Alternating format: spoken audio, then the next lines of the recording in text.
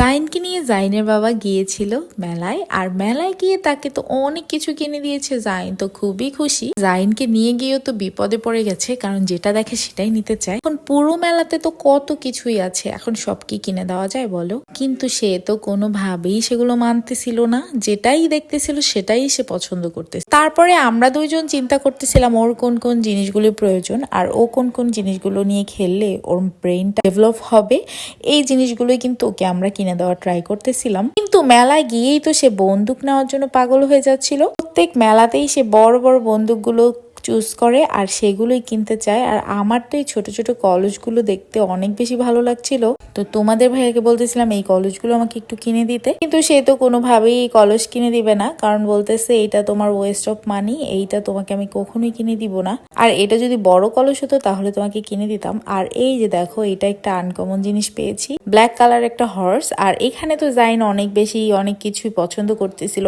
আর এই স্পিনারটা ওকে দিয়েছিলাম, কারণ স্পিনারটাকে ও যখন ঘুরায় তখন অনেক বেশি কিউট লাগে ওকে। আর এরপরে কিন্তু এই মামার দোকানে কিন্তু আমার আরেকটা জিনিস পছন্দ হয়েছিল, সেটা আমি কিনি নাই। দেখো তার হাতে কত কিছু, আরো তো কত কিছু কিনবে সে, তার তো কোনো হিসাবই নাই। তো তোমরা তোমাদের বাচ্চাকে দোকানে নিয়ে গেলে কেমন করে আমাকে একটু কমেন্ট করে জানাবে। আর জাইন তো প্রচন্ড পরিমাণে পাগল হয়ে যায়। এই স্পাইডারম্যান কার্ডটাও কিন্তু ওকে আমি কিনে দিয়েছি।